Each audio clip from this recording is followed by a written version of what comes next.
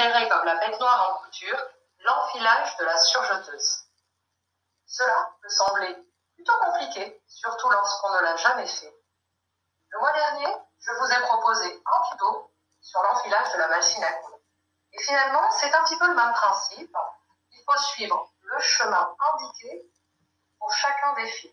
Généralement, c'est précisé sur la machine à coudre ou sur la surjeteuse.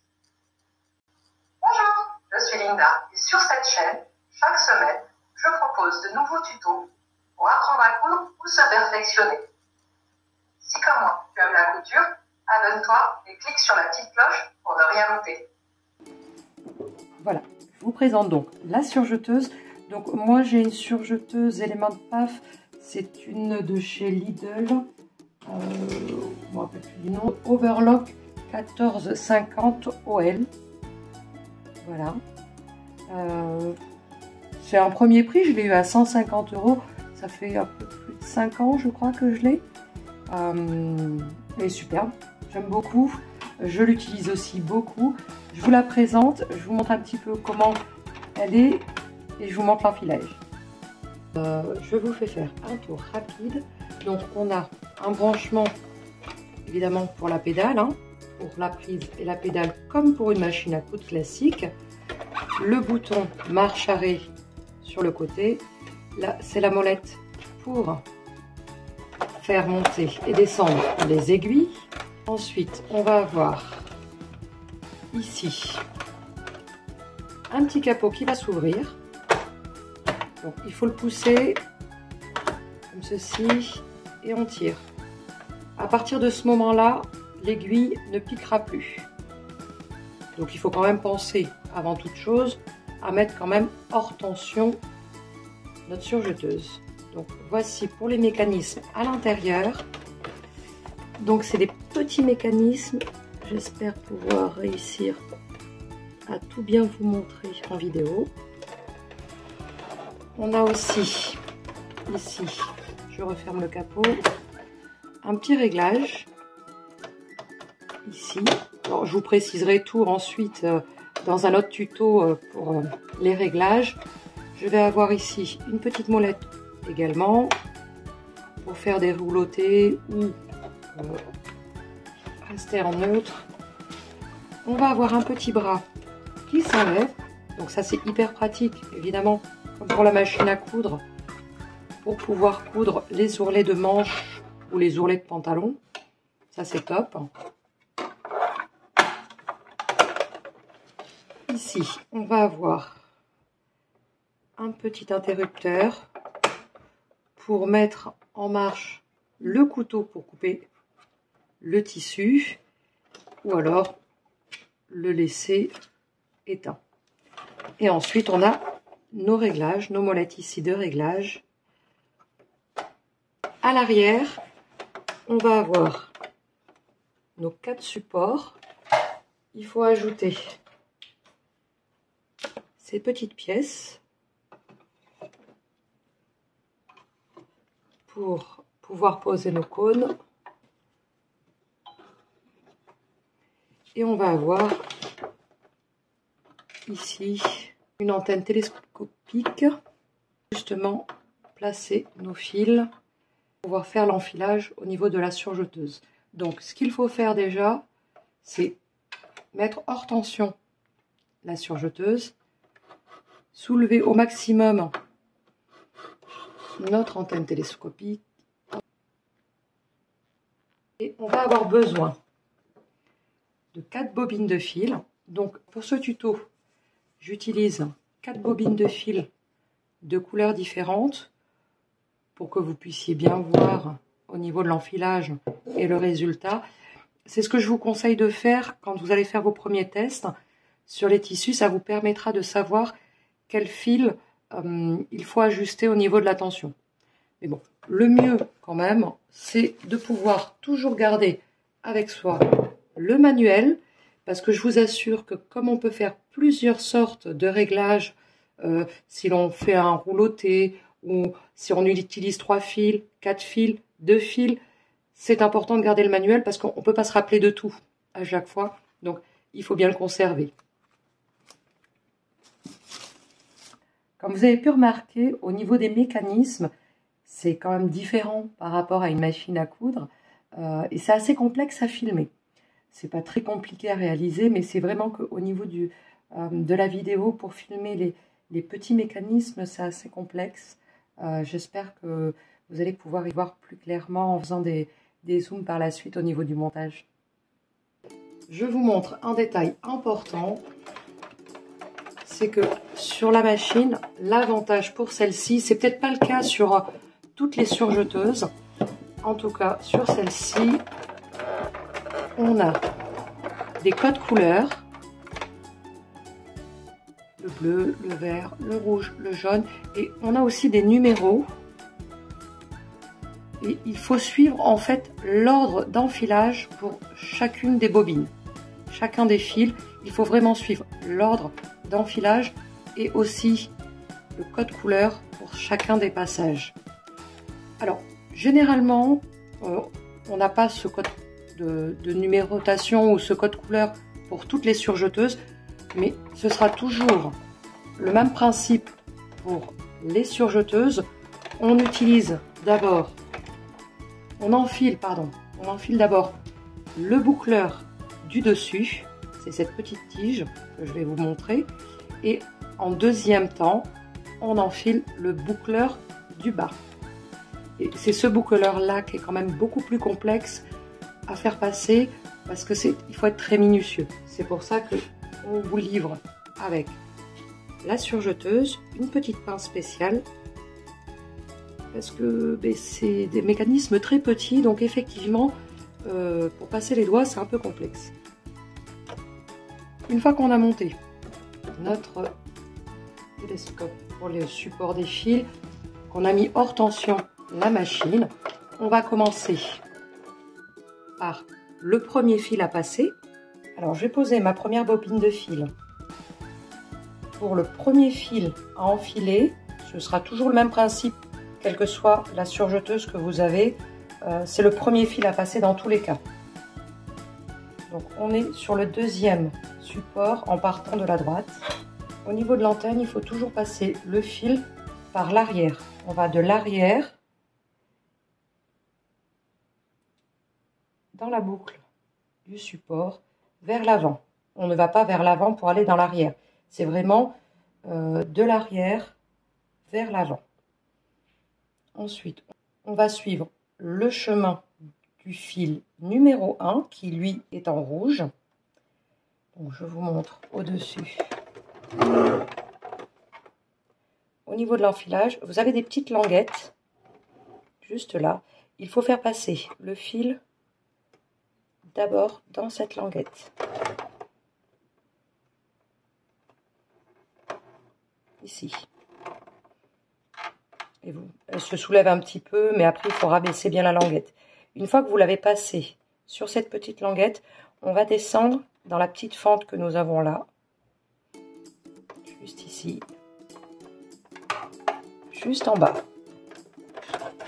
Et là, il faut absolument ouvrir le capot, puisqu'on va s'occuper de passer à l'intérieur dans le système qui est prévu pour. Alors, une fois qu'on a descendu tout le long de la fente, on va voir qu'il y a en fait des petits schémas avec les fils, avec le passage de chacun des fils, et la couleur est adaptée. Donc il suffit en fait de suivre ce schéma-là. Donc une fois que je suis descendue en bas de la fente, j'ai un premier point rouge. C'est une petite accroche où je vais pouvoir passer mon fil, juste ici. Donc je vais passer mon fil dans cette accroche.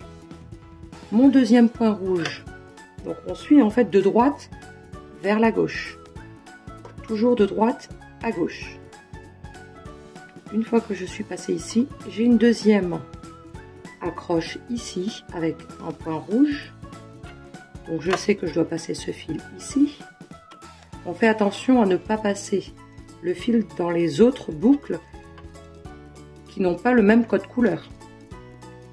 Une fois que je suis passée sur ma deuxième accroche, j'ai une troisième accroche juste ici je vais passer dedans aussi. Une fois que je suis passée dessus, je vais pouvoir aller mettre dans le boucleur du dessus mon fil. Alors là, on a remonté le pied de biche, on a remonté les aiguilles. Je vais tout rabaisser. Hop, je rabaisse mon pied de biche pour avoir plus d'accessibilité. Je vais remonter encore un peu plus mes aiguilles et vous voyez qu'en remontant un petit peu plus mes aiguilles, j'ai mon boucleur qui va bouger également. Je vous montre, voilà. J'ai le boucleur qui va bouger également. Donc je fais en sorte que je sois dans une bonne position plus facile pour pouvoir passer mon fil. Donc si vous avez besoin, vous pouvez utiliser ce système-là, cette épingle-là.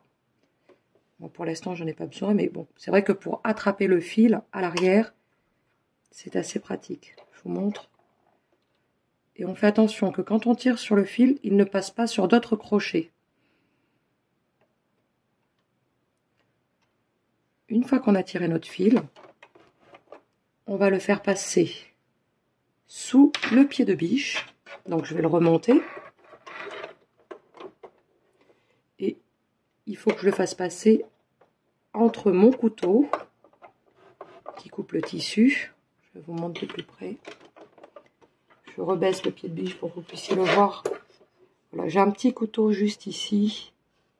Cette pièce-là, je vais passer mon fil derrière. Juste derrière le couteau. Qui lui est là. En fait. Donc je vais passer derrière. Et je vais passer sous le pied de biche. Donc je le relève. Et je place mon fil à l'arrière sous le pied de biche. Je fais attention qu'au niveau de mon crochet, de mon boucleur, il n'y ait pas de boucle. Il faut vraiment que le fil passe bien. Il ne faut pas que le fil passe au-dessus du boucleur. Il faut qu'il passe vraiment à l'intérieur du trou et qu'il soit bien positionné. On passe à la deuxième bobine, au deuxième fil. Je vais utiliser le fil jaune qui lui va se placer à côté de notre bobine noire, complètement à droite. C'est toujours le deuxième que l'on va passer. Et c'est celui-ci qui est quand même le plus complexe à cause du petit mécanisme que nous avons. Donc, je place ma bobine de fil toujours vers l'arrière. Je vais toujours vers l'arrière pour aller vers l'avant. De la même façon que pour le premier, je vais passer mon fil sur la petite languette au-dessus.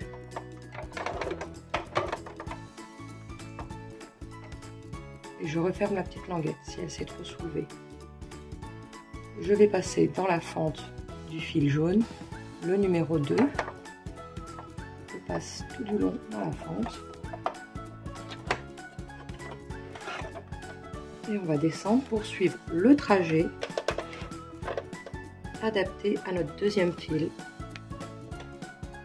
Donc là, on est sur le point jaune que l'on va suivre tout le long du chemin. Donc je descends et j'ai une première accroche ici avec mon point jaune. Je vais donc passer mon fil dedans.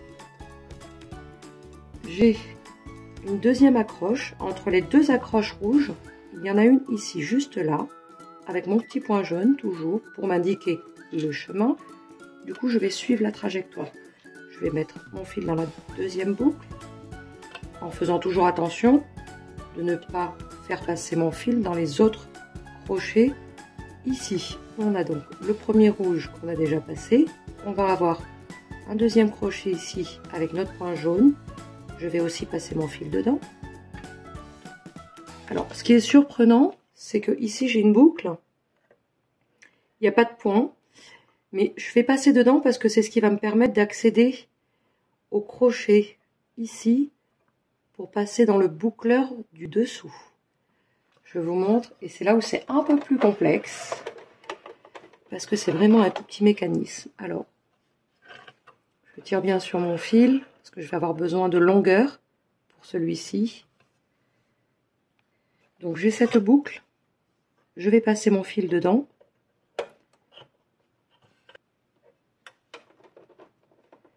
Et je vais aller ici où j'ai un petit crochet avec un point jaune. Un petit crochet ici. Et je vais passer. Dans ce crochet, il y a 2 griffes.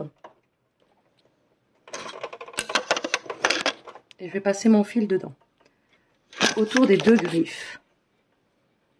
Je vais zoomer un petit peu et vous montrer où j'ai passé mon fil. Une fois que j'ai passé mes 2 fils dans ces griffes, alors je tends bien mon fil dans le sens opposé. Pas vers là-bas, hein, sinon en fait le fil va sortir des 2 petites griffes que nous avons juste ici. Donc je tends mon fil dans le sens opposé vers l'extérieur, vers la droite, et j'ai une petite languette qu'il va falloir que je pousse au maximum pour faire entrer le fil à l'intérieur du mécanisme pour le boucleur du bas. Donc je pousse au maximum en tenant bien mon fil.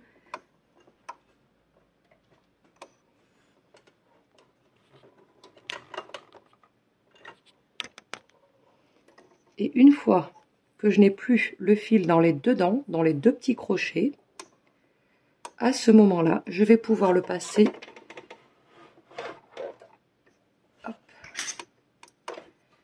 dans le trou pour le boucleur du bas.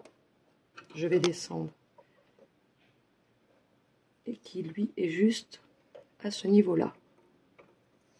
C'est le dessin que vous avez justement en haut, ici. Donc c'est là que je vais pouvoir passer mon fil. De la même façon, quand on fait passer le fil, on fait attention qu'il n'accroche pas sur d'autres crochets ou qu'il ne s'en mêle pas au niveau du boucleur, hein. Donc de la même façon que pour le premier, je vais passer derrière mon petit couteau et sous le pied de biche. Je mets mes fils à l'arrière.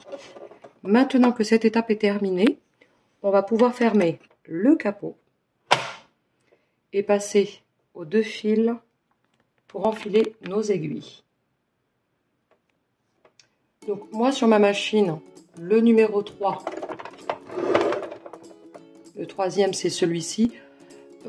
Généralement c'est comme ça qu'on enfile, on fait le 3e ici et ensuite le 4e ici. Maintenant il se peut que sur d'autres surjeteuses, ce sens-là au niveau de l'enfilage soit différent. Maintenant le principal et le plus complexe, ce sont vraiment les 2 premiers fils. Il faut toujours faire celui en premier, le 2e cône, le 2e fil de la droite. Ce sera toujours le premier. Le 2e, celui-ci. Après, celui-ci, peu importe, parce que des fois, on n'utilise qu'une seule aiguille. Donc, 3 fils. Donc, je vais utiliser le fil bleu. On va complètement sur la gauche. Je vais en arrière, vers l'avant. Je passe, comme tout à l'heure, dans la petite languette. Je descends tout en bas. Et là, vous voyez, j'ai 2 systèmes. Donc là, c'est pour le 2e cône le plus à gauche. Donc je vais passer par là. Et comme pour la machine à coudre, je vais remonter sur cette petite languette. Hop, ici. Je vais passer au crochet qu'il y a au niveau de mes aiguilles. Et comme indiqué, je vais aller sur l'aiguille de gauche. Ici. Sur cette aiguille là. Donc on enfile. Donc je vais baisser mon pied de biche, remonter mes aiguilles au maximum et passer mon fil dans le chat de l'aiguille de gauche. Et comme tout à l'heure, je vais faire passer mon fil sous le pied de biche et toujours derrière mon couteau. Et je le bascule vers l'arrière. On va placer le dernier cône de la même façon que pour les autres. Je passe sous la languette je descends tout du long. Je suis sur mon deuxième crochet ici. Je vais rejoindre le premier crochet en passant aussi dedans. Je vais remonter, faire le tour de la languette comme pour une machine à coudre, redescendre et je vais aller placer mon deuxième fil sur l'aiguille de droite. Une fois qu'on a fait ça, pour vérifier qu'on a bien enfilé notre surjeteuse, on va donc allumer la surjeteuse et normalement ici on devrait avoir une chaînette. Alors je vais vous montrer à quoi ça ressemble. Et hop. Si vous obtenez la chaînette comme il faut, c'est que vous avez bien enfilé votre machine. Et si vous avez des fils qui se retrouvent hors de la chaînette tout seul et que les autres sont dans la chaînette ou que la chaînette est mal faite, c'est qu'il faut refaire tout l'enfilage. On y va?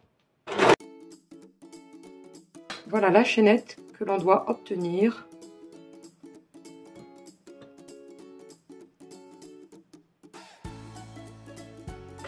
Alors évidemment, il faut s'entraîner, mais il ne faut pas hésiter à le reproduire, à le refaire plusieurs fois. Si pendant que vous faites de la couture, que vous surjetez ou que vous faites un ourlet à la surjeteuse et que vous vous rendez compte qu'un fil a sauté, honnêtement, n'essayez pas de refaire qu'un seul des fils qui a sauté. Il faut vraiment tout refaire au niveau du réglage parce que sinon vous allez passer plus de temps à essayer de refaire un seul fil tant qu'à faire autant tout refaire. Et voilà. Et voilà, il ne reste plus qu'à vous entraîner. Et si vous avez des questions, vous pouvez me les poser en commentaire, j'y répondrai au mieux. J'espère que ce petit tuto vous a plu. Si c'est le cas, un pouce. Et si ce n'est pas déjà fait, abonnez-vous et cliquez sur la petite cloche pour ne rien louper. Je vous remercie pour votre attention.